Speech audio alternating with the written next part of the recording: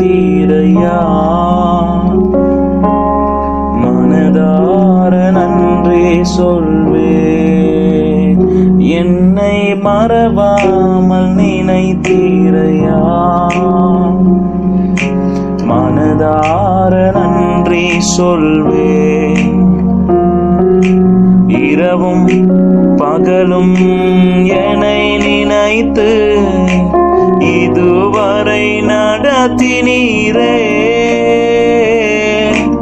இரவும் பகலும் என்னை நினைத்து இதுவரை நடத்தினீரே.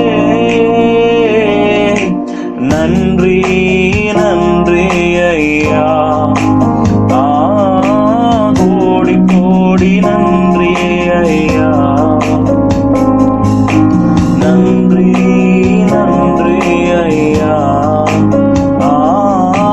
கோடி கோடி நன்றி ஐயா. எபினேசர் நீதானையா, இதுவரை உதவினீரே. எபினேசர் நீதானையா, இதுவரை உதவினீரே. எல்ரோய் எல்ரோய் என்னையும் கண்டீரே. எப்படி நான் நன்றி சொல்வேன். எல்ரோய் எல்ரோய் என்னையும் கண்டீரே. எப்படி நான் நன்றி சொல்வேன். நன்றி நன்றி ஐயா, கோடி கோடி நன்றி ஐயா. நன்றி நன்றி ஐயா, கோடி கோடி நன்றி ஐயா. இன்னீன நேரங்களில் பலன் தந்தீரையா, என் பலவீன நேரங்களில் பலன் தந்தீரையா. சுகமானேன் சுகமானேன் தழும்புகளால் சுகமானேன். என் குடும்ப மருத்துவனிலே சுகமானேன் சுகமானேன் தழும்புகளால் சுகமானேன். என் குடும்ப மருத்துவனிலே. நன்றி நன்றி ஐயா, கோடி கோடி நன்றி ஐயா. நன்றி நன்றி ஐயா, கோடி கோடி நன்றி ஐயா. தடைகளை உடைத்தீரையா, தள்ளாட விடவில்லையே. தடைகளை உடைத்தீரையா, தள்ளாட விடவில்லையே. சோர்ந்து போன நேரமெல்லாம் தூக்கி என்னை சுமந்து வாக்கு தந்து தேற்றினீரே.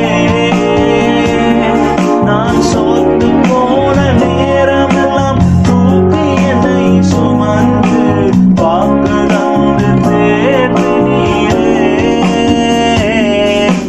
நன்றி நன்றி ஐயா, கோடி கோடி நன்றி ஐயா. நன்றி நன்றி ஐயா, கோடி கோடி நன்றி ஐயா.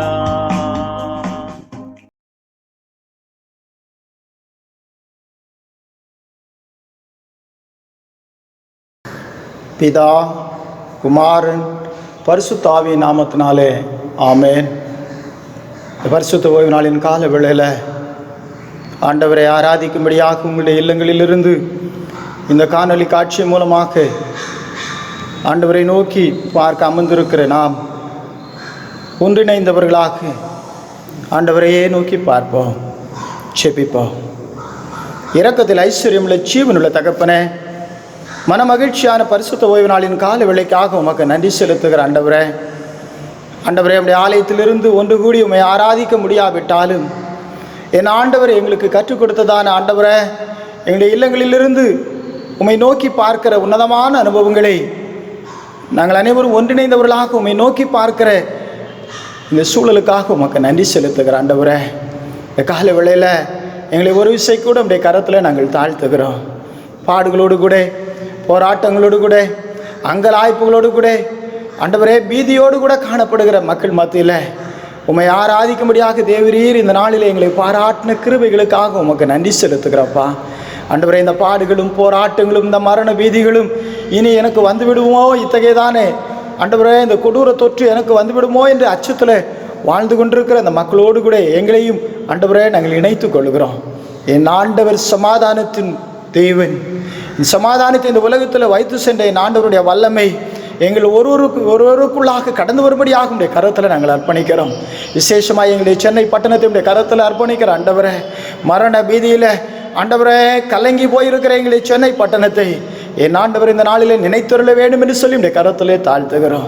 ஒரு விடுதலையை என் ஆண்டவர் இந்த சென்னை பட்டணத்தில் தம்முடைய பிள்ளைகளாக எங்களுக்கு நீர் கட்டளிட வேண்டும் என்று சொல்லி உடைய கரத்தில் அர்ப்பணிக்கிறோம்.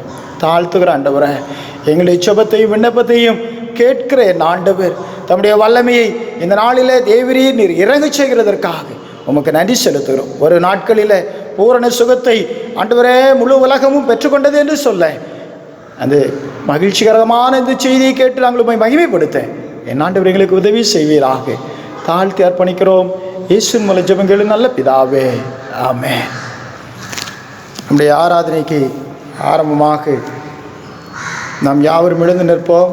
நாம் கடவுளை தொழுவோம். கடவுள் ஆவியாயிருக்கிறார்.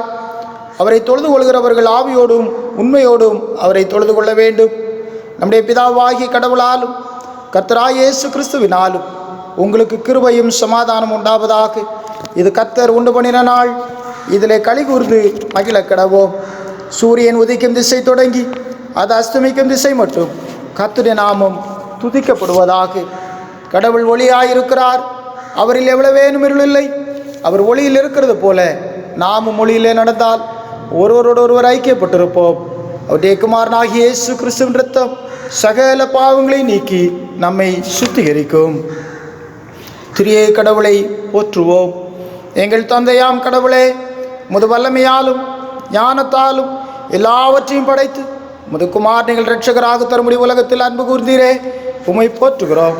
குமாரனாம் கடவுளே, பாவத்தை தவிர்த்து எல்லாவற்றிலும் எங்களைப் போல் மனிதனாகி எங்கள் பாவங்களுக்காக ஒப்பு கொடுக்கப்பட்டு எங்கள் நீதிக்காக உயிர் எழும்பியவரே, உம்மை போற்றுகிறோம். பரிசுத்த ஆவியானவராகிய கடவுளே, எல்லா உண்மைகளுக்குள்ளும் எங்களை வழிநடத்தி கடவுளின் அன்பை எங்கள் நெஞ்சில் பொழிகிறவரே, உம்மை போற்றுகிறோம்.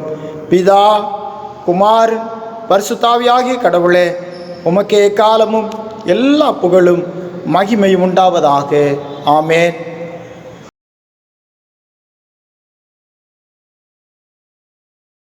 வாசிக்கும்படியாக தெரிந்து கொள்ளப்பட்ட முதலாம் வேத பாடம் யாத்ராகமம் 40ஆம் அதிகாரம் 34ஆம் வசனம் முதல் 38ஆம் வசனம் வரை.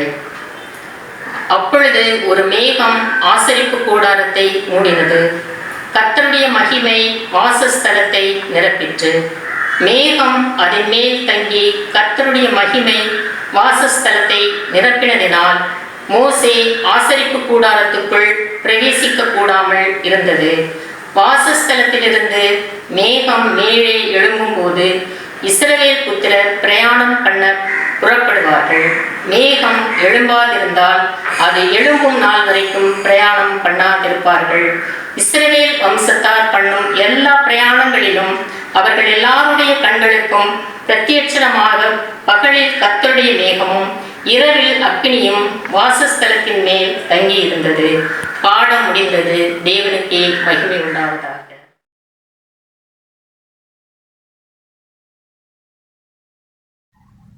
வாசிக்கும்படியாக கொடுக்கப்பட்ட 2ஆம் வேத பாடம் அப்போஸ்தலனாகிய பவுல் பிலிப்பியருக்கு எழுதின நிருபம் 3ஆம் அதிகாரம் வசனம் 8 முதல் 16 முடிய. பிலிப்பியர் 3ஆம் அதிகாரம் வசனம் 8 முதல் 16 முடிய. அது மாத்திரமல்ல, என் கர்த்தராகிய கிறிஸ்து இயேசுவை அறிகிற அறிவின் மேன்மைக்காக எல்லாவற்றையும் நஷ்டம் என்று எண்ணிக்கொண்டிருக்கிறேன். நான் கிறிஸ்துவை ஆதாயப்படுத்தி கொள்ளும்படிக்கும் நியாய பிரமாணத்தினால் வருகிற சுய நீதியை உடையவனாயிராமல் கிறிஸ்துவை பற்றும் விசுவாசத்தினால் வருகிறதும் விசுவாசம் மூலமாய் தேவனால் உண்டாயிருக்கிறதுமான நீதியை உடையவனாயிருந்து கிறிஸ்துவுக்குள் இருக்கிறவன் என்று காணப்படும்படிக்கும் இப்படி நான் அவரையும் அவருடைய உயிர்த்தெழுதலின் வல்லமையையும் அவருடைய பாடுகளின் ஐக்கியத்தையும் அறிகிறதற்கும் அவருடைய மரணத்திற்கு ஒப்பான மரணத்திற்குள்ளாகி எப்படி ஆயினும் நான் மரித்தோரிலிருந்து உயிரோடு எழுந்திருப்பதற்கு தகுதி ஆகும்படிக்கும் அவருக்காக எல்லாவற்றையும் நஷ்டம் என்று விட்டேன், குப்பையுமாக எண்ணுகிறேன். நான் அடைந்தாயிற்று அல்லது முற்றும் தேறினவன் ஆனேன் என்று எண்ணாமல் கிறிஸ்து இயேசுவினால் நான் எதற்காக பிடிக்கப்பட்டேனோ அதை நான் பிடித்து கொள்ளும்படி ஆசையாய் தொடர்கிறேன். சகோதரரே, அதை பிடித்து கொண்டேன் என்று நான் எண்ணுகிறதில்லை.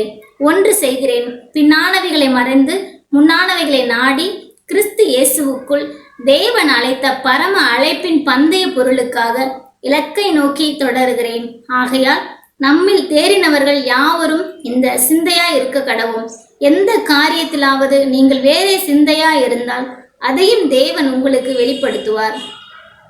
ஆகிலும் நாம் எதுவரையில் தேறி இருக்கிறோமோ அது முதல் ஒரே ஒழுங்காய் நடந்து கொண்டு ஒரே சிந்தையாய் இருப்போமாக.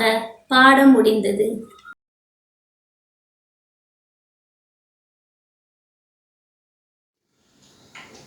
சங்கீதம் 23ஆம் அதிகாரம். கர்த்தர் என் மேய்ப்பராய் இருக்கிறார், நான் தாழ்ச்சியடையேன்.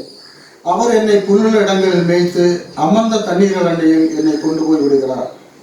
அவர் என் ஆத்துமாவை தேற்றி தம்முடைய நாமத்தின் நிமித்தம் என்னை நீதியின் பாதையில் நடத்துகிறார். நான் மரண இருளின் பள்ளத்தாக்கிலே நடந்தாலும் பொல்லாப்புக்கு பயப்படேன். தேவரீர் என்னோடு கூட இருக்கிறீர். உமது கோலும் உமது தடியும் என்னை தேற்றும். என் சத்துருக்களுக்கு முன்பாக நீர் எனக்கு ஒரு பந்தியை ஆயத்தப்படுத்தி என் தலையை எண்ணெயால் அபிஷேகம் பண்ணுகிறீர். என் பாத்திரம் நிரம்பி வழிகிறது. என் ஜீவனுள்ள நாளெல்லாம் நன்மையும் கிருபையும் என்னை தொடரும். நான் கர்த்தருடைய வீட்டிலே நீடித்த நாட்களாய் நிறைத்திருக்கிறேன். பிதாவுக்கும் குமாரனுக்கும் பரிசுத்த ஆவிக்கும் மகிமை உண்டாவதாக. ஆதியிலும் இப்பொழுதும் எப்பொழுதுமான சதா காலங்களிலும் மகிமை உண்டாவதாக. ஆமென்.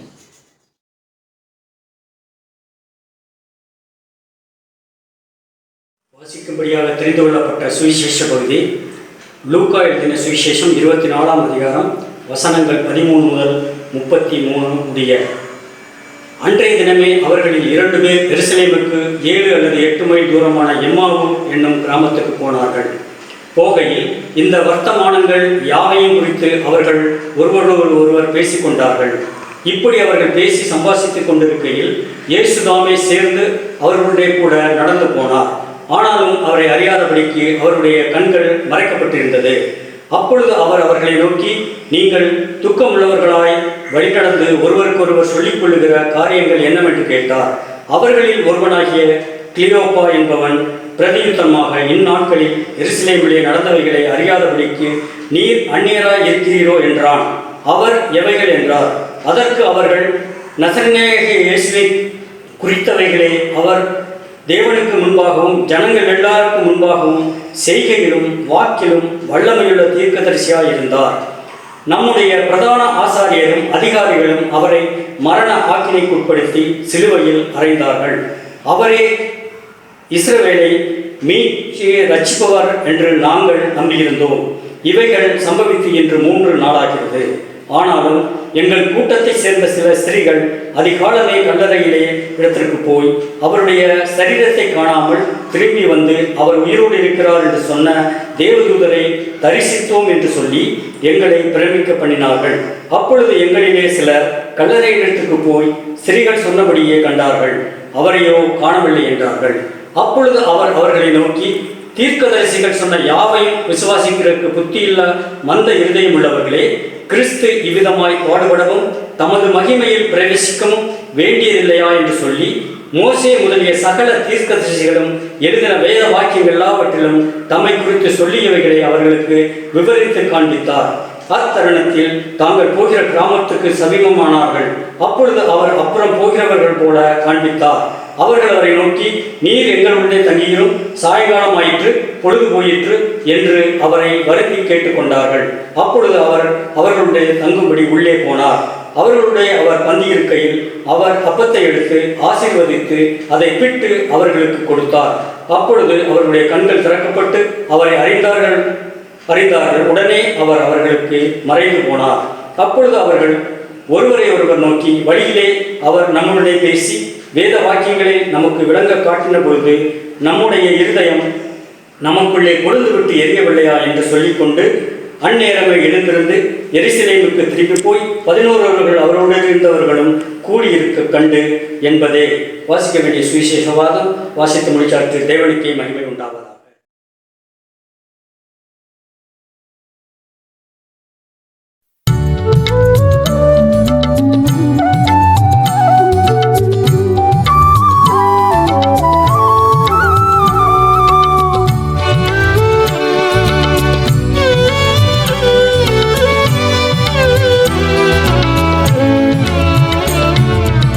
இவரே பெருமான், இவரே பெருமான், மற்ற பேரளவே பூமான். இவரே பெருமான், இவரே பெருமான்.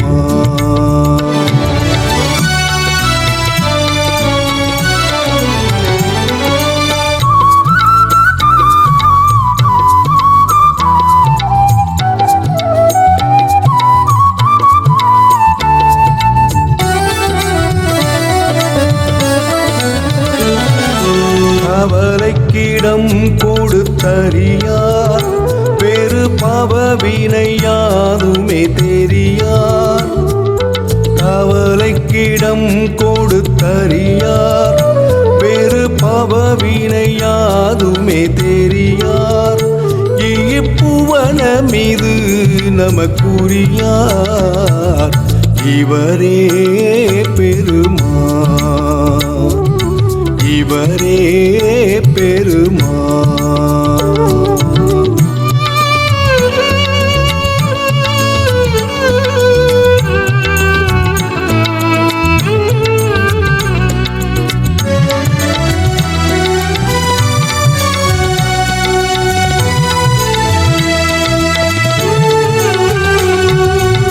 உருடர்களுக்குதவும் விழியாம், பாவக்கருமயிருளை நீக்கும் ஒளியாம். உருடர்களுக்குதவும் விழியாம், பாவக்கருமயிருளை நீக்கும் ஒளியாம். தெய்வம் இருக்கும் தலம் செல்வாசல் வழியாம், இவரே பெருமான், இவரே பெருமான்.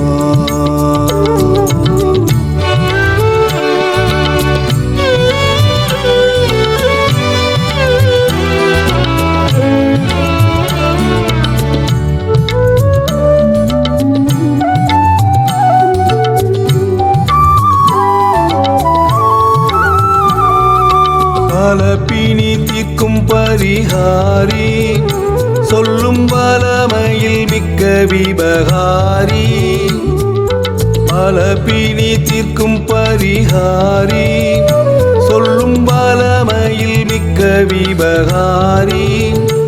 எக்குலத்துக்கும் நல்ல உபகாரி, இவரே பெருமான், இவரே பெருமான். மற்ற பேரளவே பூமான், இவரே பெருமான், இவரே பெருமான்.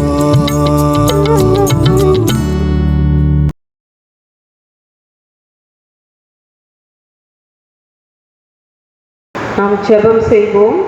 என் கண்மலையும் மீட்பெருமாகிய ஆண்டவரே, என் வாயின் வார்த்தைகளும் எங்கள் அனைவரின் இருதயத்தின் எண்ணங்களும் சிந்தனைகளும் உமக்கு ஏற்புடையதாக இருப்பதாக.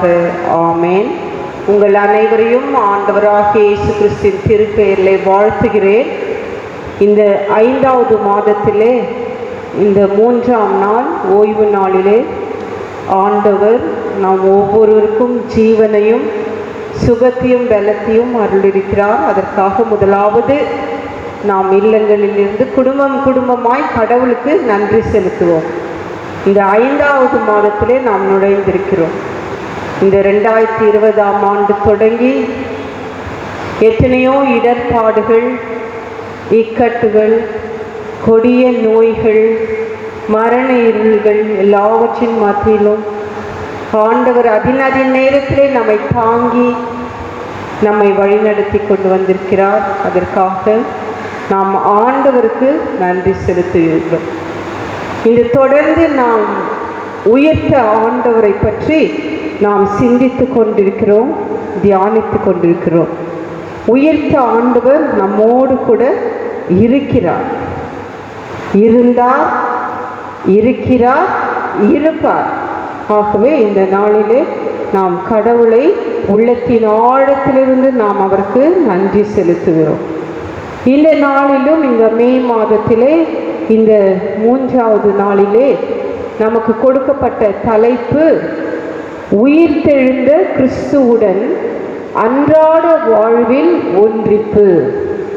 அன்றாட வாழ்வில், அனுதின வாழ்வில் ஒன்றிப்பு. நம்முடைய உயிர்த்த ஆண்டவர் நேற்றும் இன்றும் என்றும் மாறாதவராய் நம்முடைய வாழ்விலே நம்மோடு கூட இம்மானுவேலராக இருக்கிறார். ஒருவேளை அன்றைக்கு காலியான கல்லறை, அவர் அங்கே இல்லை, உயிர்த்தெழுந்தார்.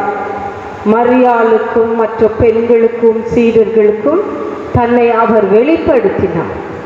உயிர்த்த ஆண்டவரை ஒவ்வொருவரும் பார்த்த பொழுது அவர்கள் உள்ளான பல மாற்றங்களை அடைந்தார்கள். இன்றைக்கும் உயிர்த்த ஆண்டவர் நம்மோடு கூட பயணித்து கொண்டிருக்கிறார். நம் முன்னோர்களோடு, நம் குடும்பத்தோடு.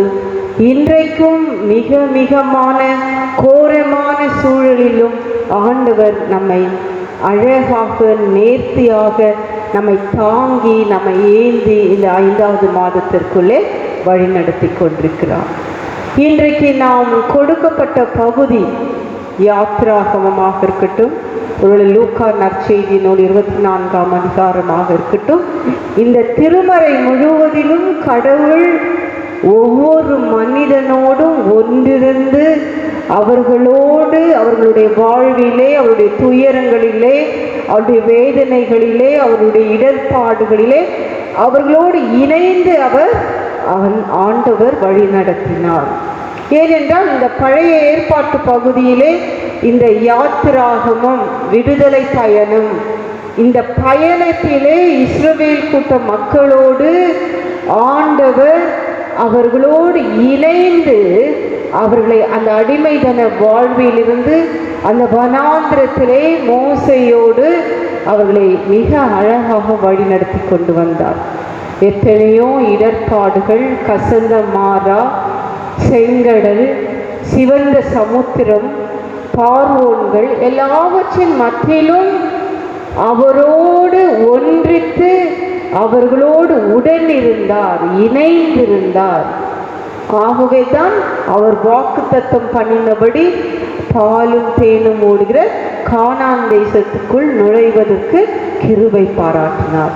ஒருவேளை வரலாற்றிலே, ஒருவேளை ஆண்டவர் படைப்பிலே இன்றளவும் நம்மோடு கூட ஒன்றித்திருக்கிறார். அன்றாட வாழ்விலே, அன்றாட அனுதினமும் நம்மோடு கூட இருக்கிறவராக இருக்கிறார். ஏனென்றால் அவருடைய நாமம் இருக்கிறவராக இருக்கிறேன். இன்றைக்கு ஒருவேளை நாம் தொடர்ந்து உயிர்த்த ஆண்டவரை பற்றி நாம் படித்து கொண்டு சீடர்களுக்கு அவருக்கு காட்சி கொடுத்தார். தோமா கூறுகிறார், என் ஆண்டவரே, என் தேவனே என்று அவர் அறிக்கை செய்கிறார். இன்றைக்கு நாம் படிக்க கேட்ட நற்செய்தி பகுதி லூக்கா 23ஆம் அதிகாரம். இந்த பகுதியிலே 24ஆம் அதிகாரத்திலே அவருடைய உயிர்த்தெழுதலை பற்றி பார்க்க வாரத்தின் முதல் நாள் மகதலேனா மரியாளும் அவரோடு இணைந்து பல பெண்களும் கல்லறைக்கு செல்லுகிறார்கள். அங்கே காலியான கல்லறை காண்கிறார்கள். அதை சீடர்களுக்கு அறிவிக்கிறார்கள். இந்த பகுதியிலே 13ஆம் வசனத்திலிருந்து 35ஆம் வசனம் வரைக்கும் பார்க்கும்போது லூக்கா நற்செய்தி நூல் 24ஆம் அதிகாரத்தில் எம்மா ஊருக்கு போகிற சீடர்களோடு உயிர்த்த ஆண்டவர் எப்படி செயல்பட்டார். அன்றைக்கு எருசலேமுக்கும் எம்மா ஊருக்கும் ஒரு 11 கிலோமீட்டர் தூர இடைவேளை. ஒரு இடத்தை விட்டு ஒரு இடம் அவர்கள் செல்ல வேண்டும். அந்த 2 சீடர்களை பற்றி வரலாற்றிலே சொல்லும்போது ஒருவர் பெயர் கிளையப்பா, மற்றவர் பெயர் சொல்லப்படாத ஒருவர். இந்த இருவரும் எருசலேமிலே இயேசுவை சிலுவையில் அறைந்த அந்த நிகழ்வு அவர்களை பாதித்திருந்தது. காலியான கல்லறை, இவற்றிலே மிகவும் சோர்வடைந்து வேதனையோடு எருசலேமை விட்டு அவர்கள் அந்த எம்மாவூருக்கு கடந்து செல்லுகிறார்கள். அது ஒரு மாலை நேரம். கிழக்கிலிருந்து அவர்கள் மேற்காக புறப்பட்டு செல்லுகிறார்கள். சூரியன் அஸ்தமனமாகி மறையும் அந்த மாலை நேரத்திலே இருவரும் மிக வெகு தூரத்திலே கால்நடையாக அவர்கள் பயணித்து செல்லுகிறார்கள். அவர்கள் மனதுக்குள்ளே வேதனை, பாரம். இந்த பகுதி ஒரு உரையாடலின் பகுதி. ஏனென்றால் அவர்கள் பேசிக்கொண்டு போகிறார்கள். அப்பொழுது உயிர்த்த இயேசுவானவர் இவர்களோடு இந்த 2 பேரோடு 3வது நபராக இணைகிறார். ஒரு சாதாரண வழிபோக்கனாக அமைதலாக அவர்களோடு இணைந்து வருகிறார். அன்றைய காலங்களிலே போக்குவரத்து வசதி கிடையாது. ஒரு இடத்தை விட்டு இடம் போக வேண்டும் என்றால் அந்த வனாந்திர பகுதியிலே மிக நெடுதூர பயணத்திலே எப்பொழுதுமே அநேக வழிபோக்கர்கள் ஒருவரோடு ஒருவர் இணைந்து அவர்கள் பேசிக்கொண்டு போவது இயல்பான ஒன்று. இந்த இடத்திலும் அந்த 2 சீடர்களோடு இயேசுவானவர் வழிபோக்கனாய் இணைத்து கொண்டு போகும் பொழுது அவர் ஒரு கேள்வி கேட்கிறார் அந்த இருவரையும் பார்த்து. என்ன நிகழ்ந்தது இந்த எருசலேமில்? அப்பொழுது அவர்களுக்கு ஒரே ஆச்சரியம். ஏனென்றால் அன்றைக்கு எருசலேமில் ஒரு இயேசுவானவரை, குற்றமற்றவரை, மாசற்றவரை சிலுவையிலே கொடூரமாக அன்றைக்கு கொலை செய்தது அன்றைக்கு எல்லா இடங்களுக்கும் ஒரு தெரிந்தது. எல்லா கிராம பகுதிக்கும் எல்லா எல்லைகளுக்கும் இவை அறிந்த ஒன்று. ஆனால் இந்த வழிபோக்கனுக்கு அறியவில்லையே என்பது அவர்களுக்கு ஒரு கேள்விக்குறி. ஆனால் அவர்களுக்கு இவர்தான் உயிர்த்த இயேசுவானவர் என்று தெரியவில்லை. ஏனென்றால் அவர்கள் பயத்திலும் சோர்விலும் நடுக்கத்திலும் வெகு தூரம் பயணிக்கிறார்கள். அப்பொழுது அவர்களுடைய கண்கள் மறைக்கப்பட்டிருந்தது. அந்த சோர்விலே தன்னோடு வருகிறவர் யார் என்று அவர்கள் அறியாது இருந்திருக்கிறார்கள். அப்படிப்பட்ட நேரத்திலே அவர் கேட்கிறார், என்ன இந்த இடத்திலே நிகழ்ந்தது? அப்பொழுது அவர்கள் சொல்லுகிறார்கள் பதில். ஏனென்றால் இது ஒரு உரையாடல் பகுதி. மூவரும் பேசிக்கொண்டு போகிறார்கள். நாசரேத்து இயேசுவை பற்றி தான் பேசுகிறோம். அவர் கடவுளுக்கு, அவர் எல்லாருக்கும் முன்பாக ஒரு முன்மாதிரியாக இருந்தார். அவர் ஒரு தீர்க்கதரிசி, அவர் வல்ல செயல்கள் செய்தார் என்று அவரை பற்றி புகழ்வாக பேசுகிறார்கள். அவருடைய மரணத்தை பற்றி, காலியான கல்லறையை அந்த பெண்கள் வந்து சொன்னதை பற்றி சொல்லுகிறார்கள். ஆனால் இவர்களுக்குள்ளே அந்த மரித்த இயேசு 3ஆம் நாள் உயிரோடு எழுந்திருந்திருப்பார், ஒருவேளை தங்களோடு வருகிறவர் உயிர்த்தவர் என்பதை அறியாமல் இருந்தார்கள். ஏனென்றால் அன்றைக்கு அவர்கள் கண்கள் மறைக்கப்பட்டிருந்தது. ஒருவேளை சரீரத்துக்குரிய கண்கள் திறக்கப்பட்டு இருந்தாலும் அவர்களுடைய பயத்திலே, நடுக்கத்திலே, சோர்விலே அவர்கள் ஒன்றுமே அறியாதவர்களாக அவரோடு பயணித்தார்கள்.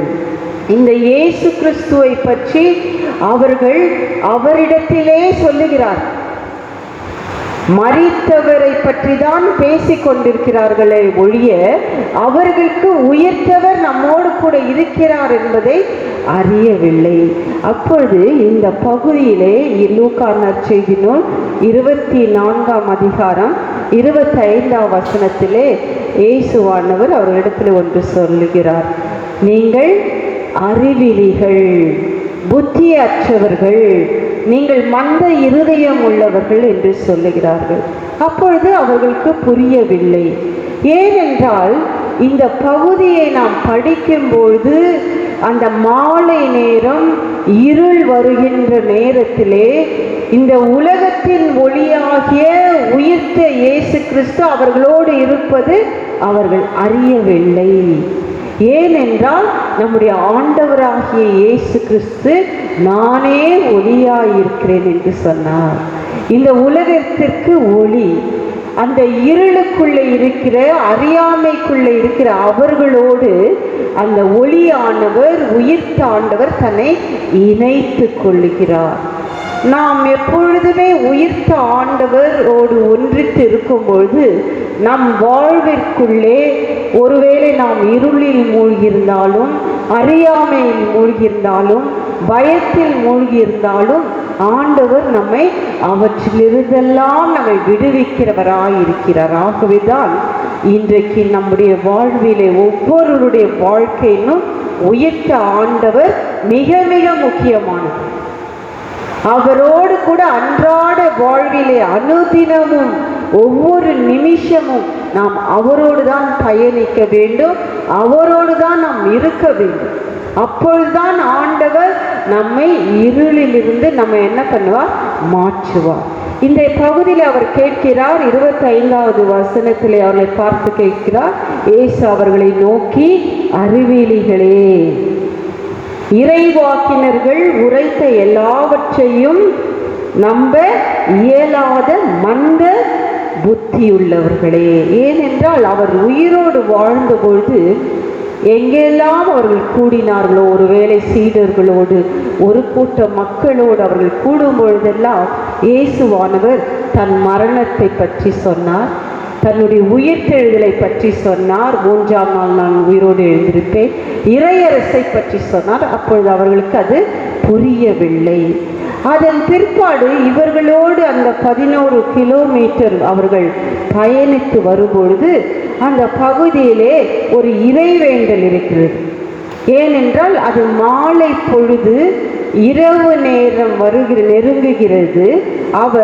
அவர்களை விட்டு கடந்து போவது போல போகிறார். அப்போது இந்த 2 சீடர்களும் சொல்றாருங்க, மாலை நேரம் ஆயிற்று, பொழுதும் போயிற்று. கட்டாயப்படுத்தி அவர் என்ன சொல்றார், எங்களுடைய இடத்திலே நீர் தங்க வேண்டும். இது ஒரு இறை வேண்டல். யூத முறைமைப்படி இன்று அளவும் அவர்கள் எப்பொழுதும் இறை வேண்டலிலே இந்த பகுதியிலே இந்த வார்த்தைகளை அவர்கள் பயன்படுத்துகிறார்கள். இது மாலை பொழுது, இரவு நேரம், நீர் எங்களோடு தங்கியிரும். அப்பொழுது இயேசுவானவர் அவர்கள் வழிபோக்கரை வற்புறுத்தி எங்கள் இல்லத்தில் தங்க வேண்டும் என்று சொல்லும் பொழுது அவர்களோடு சென்று அங்கே தங்குகிறார். இவர் வழிபோக்கன், இவர் ஒரு விருந்தாளி, அவர்களுடைய இல்லத்துக்குள்ளே செல்லுகிறார். ஆனால் அந்த இடத்திலே அவர்கள் மூவரும் அமரும் பொழுது அங்கே இரவு உணவு பரிமாறப்படுகிறது. அப்பொழுது இயேசுவானவர், உயிர்த்த ஆண்டவர், அந்த அப்பத்தை எடுத்து தோத்திரம் பண்ணி அதை பிட்டு அவர்கள் கொடுக்கிறார். அப்பொழுதுதான் அந்த சீடர்களுக்கு கண்கள் திறக்கப்படுகிறது. இவர்தான் உயிர்த்த ஆண்டவராகிய இயேசு கிறிஸ்து என்று அவர்கள் அறியும் பொழுது அவர்களை விட்டு மறைந்து விடுகிறார். எத்தனை ஆச்சரியம் பாருங்கள்!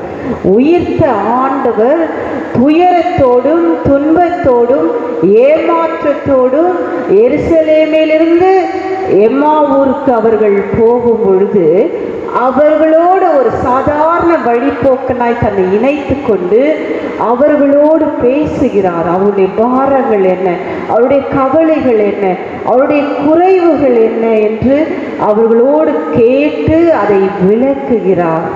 ஆனால் எப்பொழுதுமே அவர்கள் புரிந்து கொள்ளது.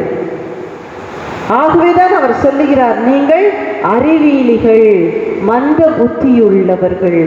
எப்பொழுதெல்லாம் ஆண்டவராகிய இயேசு கிறிஸ்து உயிர்த்த ஆண்டவர் நம்மோடு ஒன்றித்து இருக்கிறாரோ அப்பொழுதெல்லாம் நமக்கு எதை கொடுக்கிறார் என்றால் வெளிச்சத்தை கொடுக்கிறார், ஒளியை கொடுக்கிறார். இருளை நம்மிலிருந்து அகற்றுகிறார். இரண்டாவதாக அவர் நம்முடைய மந்த புத்தி, அறிவற்றவர்களாய் நாம் இருந்தால் நம்மை புத்தியுள்ளவர்களாய் மாற்றுகிறார். ஏனென்றால் இன்றைக்கு இந்த உலகத்திலே வாழ்வதற்கு, நாம் பயணிப்பதற்கு நமக்கு அறிவு மிக மிக முக்கியமான ஒன்று. அநேக நேரங்களில் நம் வாழ்விலே அநேக தடுமாற்றங்கள் வருகிறது, அநேக போராட்டங்கள் வருகிறது, அநேக எதிர்ப்புகள் வருகிறது. அப்பொழுதெல்லாம் நாம் தளர்ந்து அநேக நேரத்திலே புத்தியற்று நாம் செயல்படுகிறோம். ஆனால் உயிர்த்த ஆண்டவர் நம்மோடு கூட ஒன்றித்து இருக்கும்போது நாம் எப்பொழுதுமே எப்படி இருக்கும்? ஞானத்தோடு இருப்போம், ஞானத்தோடு செயல்படும். அப்போ நம்மோடு ஆண்டவர் இருக்கிறார், ஒன்றித்து வாழ்கிறோம். அன்றாட வாழ்விலே என்னோடு கூட நம்முடைய இல்லங்களில் இருக்கிறார் என்றால் நாம் எப்பொழுதுமே வெளிச்சமாயிருப்போம், அந்தகார பிள்ளைகளாய் இருக்க மாட்டோம். ஏனென்றால் இப்பிரபஞ்சத்தின் அதிபதி இருளை விரும்புகிறவன், அந்தகாரத்துக்குள்ளே நம்மை முடக்கி போடுகிறவன். ஆனால் உயிர்த்த ஆண்டவர் நமக்குள்ளே இருக்கும்போது அந்த இருளாமையை அகற்றுகிறார்கள். ஆகவேதான் ஏசாயா தீர்க்கதரிசி சொல்லுகிறார், இருளில் இருந்த ஜனங்கள் பெரிய வெளிச்சத்தை கண்டார்கள். அன்றைக்கு உயிர்த்த ஆண்டவர் அவர்களோடு ஒன்றித்திருந்த பொழுது அவர்களுக்கு வெளிச்சத்தை கொடுத்தார். அவர்களுக்கு மந்த புத்தியை அகற்றி ஞானத்தை அருளுகிறார். மூன்றாவதாக அவர் எப்பொழுதுமே செயல்படுகிறவர், உணவை பரிமாறுகிறவர். ஒரு நண்பனாக, ஒரு சகோதரனாக, ஒரு தாய் தந்தையாக அவர் அந்த அப்பத்தை எடுத்து அவர் எப்பொழுதுமே அதை செயல் வடிவிலே தன் சீடர்களோடு எப்பொழுதுமே இந்த செயலை செய்தவர். அன்றாட வாழ்விலே நம்மோடு கூட இருந்து நமக்காக அவர் இன்றளவும் இன்று மட்டும் நமக்கு உணவை வழங்கி கொண்டே இருக்கிறார். அன்றைக்கு அவர் அந்த அப்பத்தை எடுக்கிறார், ஸ்தோத்திரம் பண்ணுகிறார், அதை பிக்கிறார், அதை பரிமாறுகிறார். அப்பொழுதுதான் அவர்களுக்கு தெரிகிறது இது ஆண்டவராகிய இயேசு கிறிஸ்துவின் செயல்பாடு. இன்றைக்கு நம்முடைய வாழ்விலே அதை தான் நாம் பிறரோடு நாம் அதை செய்ய வேண்டும், பயன்படுத்த வேண்டும். இவர்கள் கடைசியாக ஒன்று செய்கிறார்கள். அந்த பகுதியிலே 35வது வசனத்திலே இயேசு ஆண்டவரை உயிர்த்தவரை கண்டதை மீண்டும் எம்மா ஊரிலிருந்து எருசலேமுக்கு விரைந்து ஓடுகிறார்கள். இதை அறிவிப்பதற்காக, இந்த நற்செய்தியை அறிவிப்பதற்காக. அவர்கள் மறந்து விட்டார்கள். ஏனென்றால் அன்று முழுவதும் அவர்கள் நடந்து சென்றார்கள், கால்நடையாக எருசலேமிலிருந்து எம்மா ஊருக்கு சோர்வுடன்.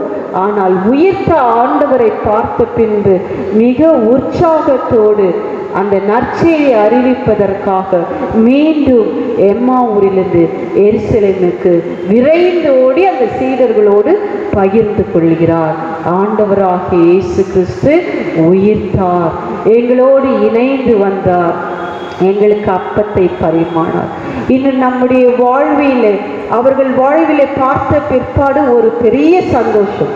ஏனென்றால் அவர்கள் துக்க முகமாயிருந்தார். ஆண்டவர் அவர்களை சந்தோஷப்படுத்தினார். அநேக நேரங்களிலே நம்முடைய வாழ்விலே, ஒருவேளை இது மே 5வது மாதத்திலே நாம் வந்திருக்கிறோம். கடந்த நாட்கள், கடந்த மாதங்களை திரும்பி பார்க்கும்போது இன்றளவு நாம் அனைவருமே குடும்பமாய் இல்லங்களில் இருக்கிறோம். திருச்சபைகள் மூடப்பட்டிருக்கிறது. ஒருவேளை இந்த கொரோனா வைரஸ் நம் அனைவரையும் கதிகலங்க வைத்திருக்கிறது. சோர்வுற்று நிலைமையிலும், பயத்திலும், நடுக்கத்திலும், அநேக கேள்விக்குறிகளிலும், ஒருவேளை எதிர்காலம் எப்படி இருக்கும், நான் எதை செய்வேன், என் குடும்பத்திற்கு, என் பிள்ளைகளுக்கு, ஒருவேளை என்னுடைய வாலிப பிள்ளைகளின் எதிர்காலம் எப்படி ஆகும்?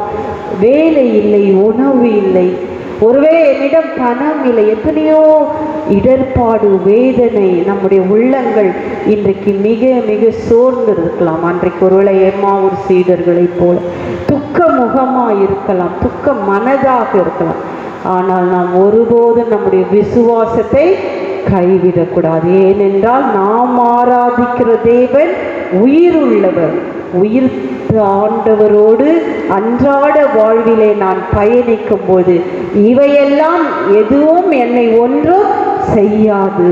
கடல் கொந்தளித்தாலும், புயல் வீசினாலும், நான் அமிழ்ந்து போகிற நிலைமை இருந்தாலும் ஆண்டவர் என்னோடு கூட இருக்கிறார், என்னோடு பயணிக்கிறார். என் இருளை அகற்றுவார், என்னுடைய அறிவு கண்களை அருளுவார், எனக்கு உணவை அருளுவார், என்னை வழி நடத்துவார் என்ற அந்த விசுவாச நம்பிக்கை நான் ஒவ்வொரு குடும்பத்துக்கும் தேவை. ஒருவேளை இன்றைக்கு அந்த நம்பிக்கையோடு விசுவாசத்தோடு நாம் வாழ்ந்தால் அதை நாம் நம்பிக்கை அற்றவர்களோடு பகிர்ந்து கொள்ள வேண்டும். அதுதான் கிறிஸ்தவம். இன்றைக்கு நம்பிக்கையற்றவர்கள், சோர்ந்து போனவர்கள், ஏழை எளிய மக்களோடு நாம் கிறிஸ்துவின் அன்பை பகிர்ந்து கொள்ள வேண்டும், உறவை பகிர்ந்து கொள்ள வேண்டும், உணவை பகிர்ந்து கொள்ள வேண்டும், அன்பை பகிர்ந்து கொள்ள வேண்டும். அன்றைக்கு உயிர்த்த ஆண்டவர் சாதாரண தன்னுடைய சீடர்களோடு அவர் தன்னை வெளிப்படுத்தினார், தன்னை இணைத்து கொண்டார், ஒன்றித்தார். அவர்களை அவர் பலப்படுத்தினார், ஆறுதல் படுத்தினார், அவர்கள் துக்கங்களை எல்லாம் மாற்றினார். உங்கள் துக்க முகங்கள் எப்பொழுதும் மகிழ்ச்சியாயிருக்கும் என்று அநேக வாக்கு தத்துவங்களை அருளினார். இன்றைக்கு இந்த வீட்டுக்குள்ளே நாம் இருக்கும் பொழுது, நம்முடைய கதவுகள் பூட்டப்பட்டிருக்கும் பொழுது, நம்முடைய திருச்சபைகள் மூடப்பட்டிருக்கும் பொழுது, இன்றைக்கு நாம் ஒவ்வொருவரும் ஒருவருக்கொருவர் நாம் பகிர்ந்து கொள்ள வேண்டும். ஒருவேளை தொலைபேசி மூலமாக, ஒருவேளை நம்மால் இயன்ற அருகில் இருக்கிறவரோடு, பிறனோடு நாம் நம்முடைய உயிர்த்த ஆண்டவரை நாம் அறிவிக்க வேண்டும். ஏனென்றால் உயிர்த்த ஆண்டவரை நாம் அறிவிக்கிறோம் என்றால் இந்த வசனத்தை மட்டும் நாம் சொல்லுவதல்ல, நம்முடைய செயல் வடிவிலே வெளிப்படுத்த வேண்டும். ஏனென்றால் இயேசுவானவர் ஒவ்வொரு முறையும் அவர்களோடு இணைந்து அந்த உணவை பகிர்ந்து கொள்கிறார். இன்றைக்கு நாமும் ஒருவருக்கொருவர் பகிர்ந்து கொள்வோம் உணவை. நம்மால் முயன்ற உதவிகளை ஒருவருக்கொருவர் செய்வோம். ஏனென்றால் இன்றைக்கு என்னோடும் உங்களோடும் உயிர்த்த ஆண்டவர் நம்முடைய வாழ்க்கையிலே இருக்கிறார், நம்மை வழி நடத்துவார். ஒரு நாளும் நாம் சோர்ந்து போகவே கூடாது. எப்படி அந்த சீடர்கள் மீண்டும் மனமகிழ்ச்சியோடு விரைந்து ஓடி இந்த நற்செய்தியை அறிவித்தார்களோ, நாம் இந்த புதிய மாதத்திலே நாம் மீண்டும் மனமகிழ்ச்சியை பெற்றுக்கொண்டு விரைந்து ஓடி இந்த நற்செய்தியை செயல் வடிவிலே நாம் அநேகரோடு நாம் பகிர்ந்து கொள்வோம். கடவுள் நாம் ஒவ்வொருவரையும் ஆசீர்வதிப்பார், நம்மை வழி நடத்துவார். நாம் தலைகளை தாழ்த்தி நாம் ஜெபம் செய்வோம். தந்தை, மைந்தன், தூயாவின் பெயராலே ஆமேன். திருச்சபை மக்கள் அனைவரும் பாதுகாப்போடும் சுகத்தோடும் பலத்தோடும் இருக்க ஒவ்வொரு நாளும் நாம் ஜெபிப்போம். இந்த கொரோனா தொற்று நோயினாலே உலகம் முழுவதும் முடங்கி கிடக்கிறது. நம் இந்திய தேசத்தில் நாளை முதல் மீண்டும் 2 வாரங்களுக்கு ஊரடங்கு போடப்பட்டுள்ளது. இந்த காலகட்டத்திலே அநேக மக்கள் தங்கள் வாழ்வாதாரங்களை இழந்து உணவின்றி தவிப்பதை நாம் பார்க்கிறோம். திருச்சபையாக நாமும் கடந்த வாரங்களிலே அநேக குடும்பங்களுக்கு மளிகை பொருட்கள், பொருளாதார உதவிகளை நாம் சந்தித்தாலும் செய்தாலும் தேவைகள் இன்னும் அதிகமாகவே இருக்கின்றது. குறிப்பாக உணவு தேவை மிக மிக அதிகமாக இருக்கிறது. இதனை போக்க திருச்சபையாக என்ன செய்யலாம் என்று ஆலோசிக்கும் பொழுது அதற்காக ஒரு செய்தி மூலம் உங்களுக்கு அலைபேசியிலே நாங்கள் அனுப்பினோம். அதற்கு அநேக திருச்சபை மக்கள் தொடர்பு கொண்டு உற்சாகப்படுத்தியும் உதவிக்கரம் நீட்டியும் நீங்கள் உங்களுடைய எல்லா விதமான முயற்சிகளையும் எடுத்துக்கொண்டதற்காக திருச்சபை சார்பாக உங்களுக்கு நன்றி தெரிவித்துக் கொள்கிறோம். விசேஷமாய் ஒவ்வொருவரும் உதவி இருக்கிற ஒவ்வொரு நபர்களையும் குடும்பங்களையும் ஆண்டவர் ஆசீர்வதிப்பாராக. இதற்கு முன்னோட்டமாய் கடந்த மே மாதம் 1ஆம் தேதி 120 உணவுப் பொருட்களை தயாரித்து கொடுக்கும் பொழுது அது மிகுந்த பயனுள்ளதாய் எல்லோருக்கும் அமைந்ததை கண்கூடாக கண்டோம். அதனால் இன்றைய நாளிலிருந்து, அதாவது மே 3ஆம் தேதியிலிருந்து 10 நாட்களுக்கு நாம் உணவுப் பொருட்களை நாம் தயார் செய்து சுகாதார முறையிலே நாம் ஒவ்வொருவருக்கும் தரலாம் என்று நாங்கள் முயற்சி எடுத்துள்ளோம். திருச்சபையாக இதை செய்கிறோம். திருச்சபையில் இருக்க ஒவ்வொரு மக்களும் நீங்கள் கொடுத்த காணிக்கையிலே ஒருவேளை உங்களோட கஷ்டங்களிலிருந்து ஒரு பகுதியை உண்மையாகவே இந்த மக்களுக்காக செய்ய வேண்டும் என்ற எண்ணத்தோடு தந்திருக்கிறீர்கள். அதற்காக திருச்சபை சார்பிலே நன்றி தெரிவித்துக் கொள்கிறோம். உண்மையாகவே ஆண்டவர் உங்களை எல்லா நிலைமைகளிலும் உயர்த்துவாராக. அதனாலே ஒருவேளை இதற்கு தங்களை முழுவதுமாக இணைத்து கொண்டு செயல்படுகிற தன்னார்வ தொண்டர்களுக்காக நன்றி செலுத்துவோம். விசேஷமாய் இவர்களுக்காக நீங்கள் ஜெபிக்கவும், இந்த உணவுப் பொருட்கள் சரியான மக்களுக்கு போய் சேரவும் நீங்கள் பாரத்தோடு ஜெபிக்கும்படி கேட்டுக்கொள்கிறோம். ஒருபோதும் இதனால் மற்றவர்களால் இதை செய்கிற மக்களுக்கோ எந்த தொந்தரவும் வராதபடி ஆண்டவர் அவர்களை பாதுகாக்கும்படியாய் நாம் தொடர்ந்து நீங்கள் ஜெபிக்கும்படி அன்போடு கேட்டுக்கொள்கிறோம். நம்முடைய கிளைச்சபை யோவான் ஆலயத்தின் சார்பாக நேற்றைய தினத்தில் 25 குடும்பங்களுக்கு மேற்பட்ட மக்களுக்கு மளிகை பொருட்களை வழங்கினார்கள். உண்மையாகவே பயனுள்ளதாய் அநேக மக்கள் வாழ்த்தி சென்றார்கள். இதற்கு உதவி செய்த ஒவ்வொரு குடும்பங்களை ஆண்டவர் ஆசீர்வதிப்பாராக. விரைவிலே இந்த கொள்ளை நோய் ஒழியவும் இயல்பு நிலைக்கு நாம் திரும்பி ஆலயத்திற்கு வந்து ஆண்டவரை துதித்து போற்றி ஆண்டவருடைய வார்த்தைகளை கேட்கும்படி ஆண்டவர் உதவி செய்வார் என்று நாம் விசுவாசிப்போம். இந்த வாரத்திலே தங்களுடைய பிறந்த நாள் மற்றும் திருநாளை கொண்டாடுகிற ஒவ்வொரு திருச்சபை பிள்ளைகளையும் திருச்சபை சார்பாக வாழ்த்துகிறோம். இயேசு கிறிஸ்து தாமே ஒவ்வொருவரையும் குடும்பங்களையும் ஆசீர்வதிப்பாராக. ஆமேன்.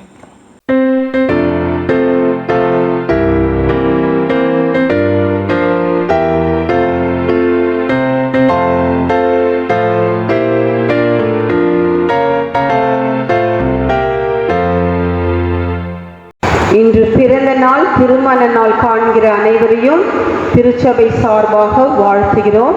நாம் அவளுக்காக ஜெபம் செய்வோம். எங்கள் தாயும் தந்தையுமாகிய கடவுளே, இந்த புதிய மே மாதத்தில் பிறந்த நாள், திருமண நாள் காண்கிற ஒவ்வொருவரையும் நீர் தொட்டு அரவணைத்து நீர் ஆசீர்வதியும். இந்த புதிய ஆண்டை நீர் அவர்களுக்காக கூட்டி கொடுத்திருக்கிறீர். இம்மை மறுமைக்குரிய ஆசீர்வாதங்களாலும் நன்மையினாலும் கிருபையினாலும் இரக்கத்தினாலும் இருமுடி சூட்டும். அவருடைய தேவைகளை சந்தித்தருளும். பெற்றோர்கள், உற்றார் உறவினர் ஒவ்வொருவரையும் நீர் ஆசீர்வதித்தருளும். தொடர்ந்து உம்முடைய தெய்வீக சமாதானம், சந்தோஷம், அமைதியை நீர் கட்டளையிடும். அவர்கள் வீட்டின் அப்பத்தை தண்ணீரை ஆசீர்வதியும். கைகளின் பிரயாசங்களை நினைத்தருளும். ஆண்டவராகிய இயேசுவின் மூலம் கேட்கிறோம் கடவுளே. ஆமென்.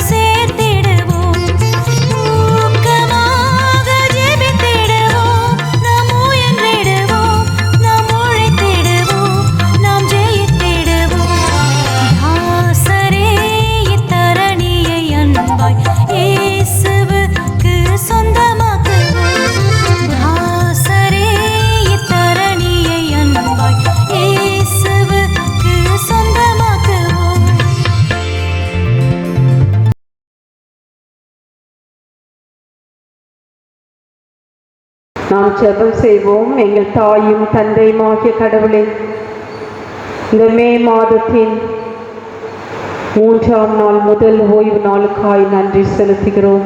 இந்த 2020ஆம் ஆண்டு தொடங்கி இந்த 5வது மாதத்துக்குள் நுழைவதற்கு நீர் எங்கள் மீது பாராட்டின கிருபை இரக்கத்திற்காக பரிவுக்காக நன்றி செலுத்துகிறோம். கடந்த மாதம் முழுவதும் நாங்கள் இல்லங்களிலிருந்து நாங்கள் உம்மை வழிபடவும் உமக்கு நன்றி செலுத்தவும் உம்முடைய வார்த்தை கேட்கவும் நீர் பாராட்டின கிருபைக்காக நாங்கள் குடும்பமாய் நன்றி செலுத்துகிறோம். ஆண்டவரே, இந்த கொரோனா வைரஸினாலே இந்த உலகம் முழுவதும் எத்தனையோ பேர் மரித்து பாதிக்கப்பட்டு அநேக இடர்பாடுகள் மத்தியிலே வாழ்ந்து கொண்டிருக்கிறார்கள்.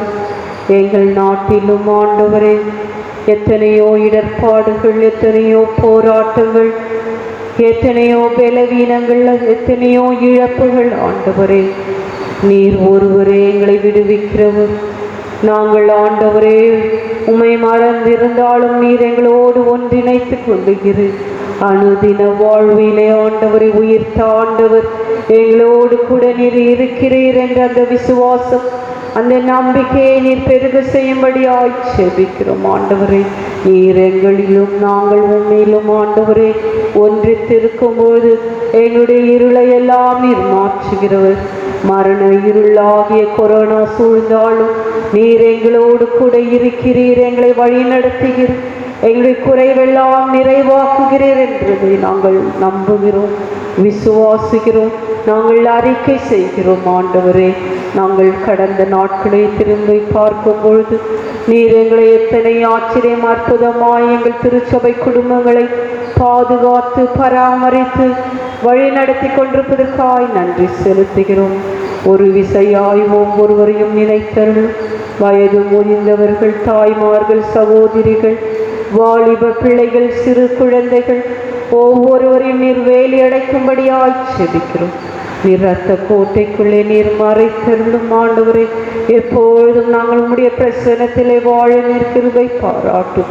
இல்லங்களில் இருந்தாலும் உம்மோடு கூட இருக்கவும், உம்மோடு நாங்கள் பேசவும் நீர் கொடுத்த ஈவுக்காக நன்றி செலுத்துகிறோம். ஆண்டவரே, இந்த நாட்களில் எல்லாம் நீர் ஒவ்வொருவரையும் பாதுகாத்தருளும். ஆண்டவரே, வேலை இல்லாமல் பணக்குறைவினாலும் உணவு குறையினாலும் இருக்கிற ஒவ்வொருவரையும் நீர் நிறைவாக்கும்படியாய் செபிக்கிறோம். ஆண்டவரே, உம்முடைய திருமறையில் முழுவதும் நீர் எப்பொழுதும் நீர் உணவு அளிக்கிற தாயும் தந்தையுமாய் நீர் எங்களுக்கு விளங்குகிறீர். ஆண்டவரே, அதற்காய் நன்றி செலுத்துகிறோம். ஆண்டவரே, பாதிக்கப்பட்ட மக்கள் எத்தனையோ பேர் ஆண்டவரே அவள நிலைக்குள் இருக்கிற ஒவ்வொருவரையும் கண்ணோக்கி அருளும். ஒவ்வொருவர் மூலமாக அவர்களுக்கு உதவி செய்வதற்கு நீர் எங்களுடைய மனக்கண்களை திறந்தருளும்படியாய் செபிக்கிறோம். ஆண்டவரே, எங்களால் முயன்ற இயன்ற உதவிகளை, பொருள் உதவிகள், உணவு உதவிகள், பண உதவிகளை செய்வதற்கு நீர் ஒரு விசையாய் எங்களுடைய இருதயத்திலே நீர் ஊற்றும்படியாய் செபிக்கிறோம். ஆண்டவரே, எங்கள் இருதயம் அடைக்கப்பட்டதாயிருக்காதபடி, இறுக்கமாயிருக்காதபடி ஆண்டவரே, நாங்கள் எங்களுடைய ஆவிக்குரிய கண்களிலே எங்களை சுற்றி இருக்கிற பிறனை நோக்கி பார்க்க நீர் கிருபை பாராட்டும்படியாய் செபிக்கிறோம். உயிர்த்த ஆண்டவர் எங்களோடு இருக்கிறார் என்று நாங்கள் சொல்லும் பொழுதெல்லாம் எங்களுடைய செயலிலே அதை வெளிப்படுத்தவும், எங்களுடைய எண்ணத்திலே, எங்களுடைய சிந்தனையிலே உயிர்த்த ஆண்டவரை பிறனோடு நாங்கள் பகிர்ந்து கொள்ள நிற்கிறது செய்யும்படி ஜெபிக்கிறோம். ஒரு விசையாய் நீர் மனம் இறங்கும். ஆண்டவரை, எங்களுக்காக நீர் இறங்கும்படியாய் ஜெபிக்கிறோம். எங்கள் பாவங்கள், எங்களுடைய குற்றங்கள், எங்களுடைய மீறுதல்கள் எல்லாவற்றையும் நீர் மன்னித்தருளும். ஆண்டவரே, நீர் ஒருவரையே நாங்கள் நம்பி இருக்கிறோம். உம்மை நோக்கி பார்த்த முகங்கள் பிரகாசம் அடைந்து என்று சொன்ன வண்ணமாய் நோக்கி பார்க்கிறோம். ஆண்டவரே, நீரே ஒவ்வொரு தாய்மார்களையும் நீர் அரவணைத்தருளும். ஆண்டவரே, இந்த இக்கட்டான சூழலிலே ஒவ்வொரு மருத்துவமனையும் கரத்திலே கொடுக்கிறோம். அதுக்குள்ளே வேலை செய்கிற அனைவருக்கும் நல்ல பாதுகாப்பையும் ஆசீர்வாதத்தையும் அருளும். போலீஸ் டிபார்ட்மெண்ட்டுக்காக, அரசியல் சூழலுக்காக, ஒவ்வொன்றுக்காக மன்றாடுகிறோம். ஆண்டவரே, எல்லாருடைய மனதிலும் நீர் பேசும். நாங்கள் அனைவரும் இணைந்து ஒருவரை ஒருவர் தாங்கவும், ஒருவரை ஒருவர் விட்டு கொடுக்கவும், ஒருவர் மீது ஒருவர் அன்பு செலுத்தவும் கிருபை பாராட்டும் ஆண்டவரே. இப்படிப்பட்ட சூழல்களை நாங்கள் ஒருபோதும் எதிர்பாராமல் இருந்தாலும் எல்லா சூழலிலும் ஆண்டவரே நீர் ஒருவர் இருக்கிறீர், எங்களை வழி நடத்துவீர் என்பதை நாங்கள் ஒருபோதும் மறந்து விடாதபடி உமக்குள்ளே நாங்கள் மனமகிழ்ச்சியாயிருக்கவும், அந்த மனமகிழ்ச்சியை பிறர்க்கு அருளவும் கிருபை பாராட்டும். தொடர்ந்து நீர் ஒவ்வொருவரையும் நீர் ஆசீர்வதியும் ஆண்டவர். ஒவ்வொரு வாலிப பிள்ளைகள், சிறு பிள்ளைகளுடைய எதிர்காலங்களை பறித்து கவலை இருந்தாலும் நீர் எல்லாவற்றையும் மாற்றி அமைத்தருளும் ஆண்டவர். ஒவ்வொரு குழந்தையும் வேலி அடைத்தருள், பெரியவர்களை நீர் பாதுகாத்தருள், பலவீன மத்தியில் இருக்கிற நல்ல சரீர பலத்தை நீர் அருளும்படியாய் ஜெபிக்கிறோம். தொடர்ந்து வருகிற நாட்களிலும் ஆண்டவரே எப்படிப்பட்ட சூழலாயிருந்தாலும் உயிர்த்த ஆண்டவர் நீர் எங்களோடு கூட இருக்கிறீர், எங்களை நீர் ஆசீர்வதிப்பீர் என்பதை நாங்கள் மறந்து விடாதபடி உம்முடைய வாக்கு தத்தங்களை பெற்றுக்கொண்டு, உம்முடைய ஆசீர்வாதங்களை பெற்றுக்கொண்டு நாங்கள் எங்களுடைய இல்லங்களிலே உம்மை போற்றவும் துதிக்கவும் நீர் கிருபை பாராட்டும். தொடர்ந்து எங்களை வழி நடத்தும். ஒவ்வொரு வீட்டின் அப்பத்தை தண்ணீரை ஆசீர்வதி, கைகளின் பிரயாசங்களை நினைத்தருளும். ஆண்டவராகிய இயேசுவின் மூலம் கேட்கிறோம் கடவுளே, ஆமேன். நமது ஆண்டவராகிய இயேசு கிறிஸ்தின் அருளும் கடவுளின் அன்பும் தூய ஆவியானவரின் கூட்டுறவும் ஒவ்வொருவரோடும், இந்த கொரோனாவால் பாதிக்கப்பட்டவர்களோடும், மரித்து இழந்த குடும்பங்களோடு இன்றும் என்றும் சதா காலம் தங்கியிருப்பதாக. ஆமேன். ஆண்டவர் உங்களோடு கூட இருப்பாராக. இல்லங்களிலிருந்து அவருடைய சமாதானத்தை பெற்றுக்கொள்ளுங்கள்.